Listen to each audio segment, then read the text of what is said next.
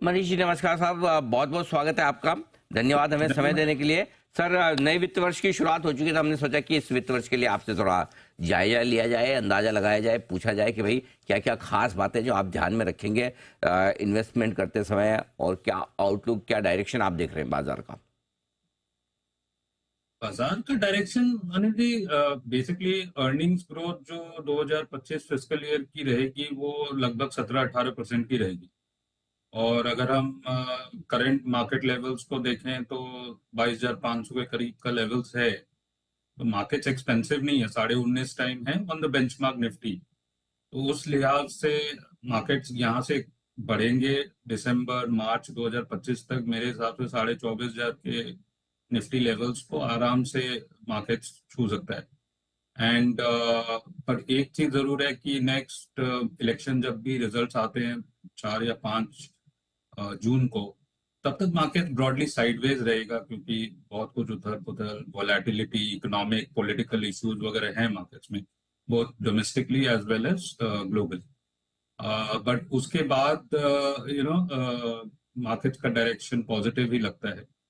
और बिकॉज ये लिक्विडिटी की एनालिसिस से भी को हर महीने जाएगी, तो जो ब्रॉडर मार्केट से पोस्ट 31 मार्च जो चर्न है वो जारी रहेगा। और क्या है कि more liquid names, mid cap stocks या स्मॉल कैप, वहां पर पर्पस जाएगा, और जहां पर लिक्विडिटी है जिस स्टॉक्स वगैरह में, वहां से थोड़ी सी लिक्विडिटी निकलेगी।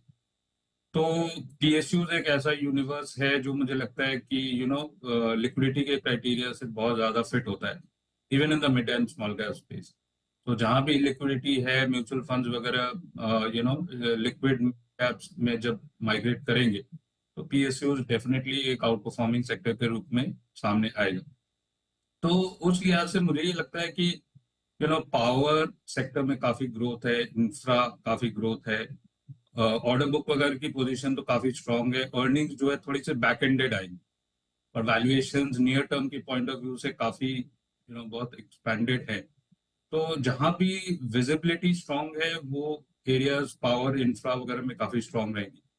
और फार्मा स्पेस में काफी स्ट्रांग आउटलुक है।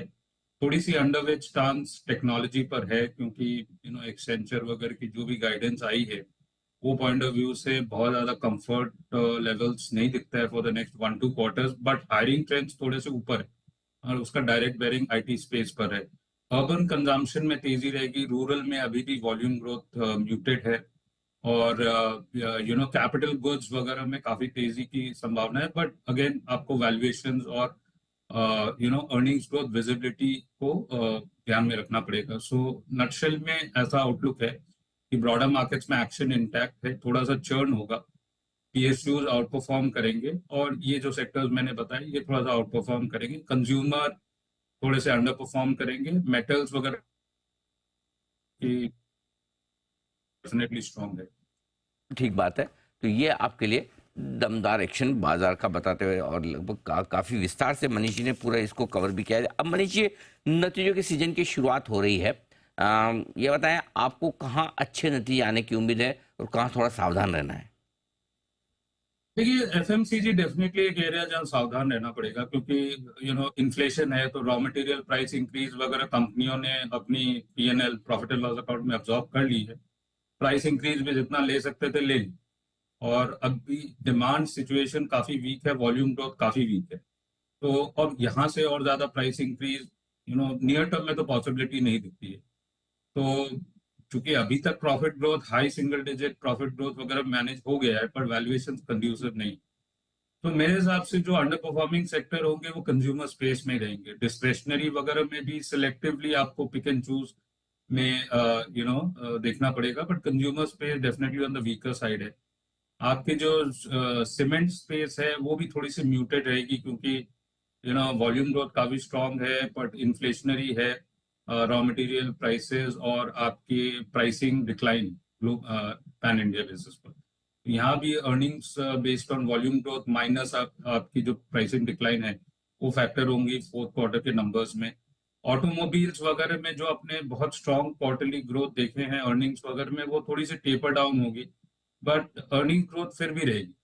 जो बल्क ऑफ अर्निंग्स ग्रोथ है वो एज यूजुअल आपकी बैंकिंग सेक्टर से आएगी। और यहाँ पर पेस ऑफ जो ग्रोथ है वो डेफिनेटली डिक्लाइन होगी। मार्जिन प्रेशर डेफिनेटली है क्योंकि कॉस्ट ऑफ फंड्स बढ़ रहे हैं, बट प्रॉफिटेबिलिटी डेफिनेटली इंक्रीज होगी from the point of view of the fact that operating leverage जो ओपेक्स के अकाउंट से होती है और म्यूटेड क्रेडिट कॉस्ट है वो थोड़े दिन और चलेंगे। तो बैंकिंग एक स्पेस है जो पॉजिटिव है। आपकी ऑटोमोबाइल्स आउट परफॉर्म करेंगे in terms of earnings growth. Capital goods, power, infra, ये सब में स्ट्रॉन्ग अर्निंग्स ग्रोथ होगी। And bulk of the lifting आपकी मेटल स्पेस से भी आएगी। ऑयल एंड गैस में, ऑयल एंड मार्केटिंग कंपनीज में डेफिनेटली लास्ट क्वार्टर कंपैरिजन में this quarter earnings EBITDA better आएंगी क्योंकि ग्रॉस रिफाइनिंग मार्जिन वगैरह पॉजिटिव, ग्रॉस मार्केटिंग मार्जिन आपके पॉजिटिव जोन में हो गए आपके डीजल के, और पेट्रोल के भी मार्केटिंग मार्जिन अब थोड़े से इजाफा में है if you look at it from a quarterly basis. So nutshell में ये बेसिकली एक स्नैपशॉट रहना चाहिए करंट क्वार्टरली प्रीव्यू का। तो ठीक बात है, ये आपके लिए पूरा का पूरा एक्शन नतियों के लिहाज से बनता हुआ। अब आइए सर, इलेक्शन के लिहाज से भी एक राय लेना चाहता हूँ, क्योंकि काफ़ी लोग ये भी जानना समझना चाहते हैं कि इलेक्शन के पहले और इलेक्शन के बाद अपने पोर्टफोलियो को किस तरह से रखा जाए। तो आपका क्या कहना है, क्या करना चाहिए? पोर्टफोलियो के बाद तो डेफिनेटली एक बीटा रैली आएगा मार्केट्स में, जो एक्सपेक्टेड लाइंस पर रहेगा कि जो continuity of the present government है वो अगर आ जाती है तो ग्लोबली इंडिया एक बेस्ट बीटा प्ले बन जाएगा। सो आपको high beta stocks post election result which is 4th of June उसके लिए तैयार रहना चाहिए। प्लस ग्लोबल जो कैपिटल इंडिया में इन्वेस्टमेंट के लिए साइडलाइंस पर बैठे हैं इलेक्शन रिजल्ट्स के नतीजे देखने के लिए, वो भी कूद के आ जाएंगे इंडिया में। Between now and 4th of June मेरे हिसाब से मार्केट थोड़ा साइडवेज रहेगा। ग्लोबल फैक्टर्स, अब तो ये भी मानना है कि फेड जो 3 रेट कट की बात कैलेंडर 24 में कर रहा था, अभी वहां भी थोड़ा इफ एंड बट है कि 3 रेट होंगे कि नहीं होंगे, क्योंकि वो अभी भी इन्फ्लेशन एंकरिंग पर बहुत स्ट्रांग है। इन्फ्लेशन बेसिकली काफी स्टिकी हो रहा है on a global basis. So I think metals is one space which looks pretty interesting between now and let's say next 2-3 months, क्योंकि capex cycle है, capacity expansion है, डॉलर उतनी strong लगती नहीं है on a major currency basis. So from that point of view आपकी gold और basically all base commodities etcetera काफी स्ट्रॉन्ग रहेंगी। तो थोड़ा defensive stance between now and 4th, but एक नया सेक्टर जो सामने उभर कर आ रहा है वो है कमोडिटी, जो कि अभी पूरी तरह प्राइस इन नहीं है in terms of the entire outcome that is expected between now and the next 12 months। ये बिल्कुल ठीक बात है। तो ये आपके लिए पूरा का पूरा बाजार का आउटलुक भी। मनीष जी, बहुत बहुत धन्यवाद आपका, हमें समय देने के लिए, विस्तार से बाजार पर, सारे सेक्टर्स पर, निवेश के मौकों पर और नतीजों के सीजन पे राय देने के लिए हमारे दर्शकों को।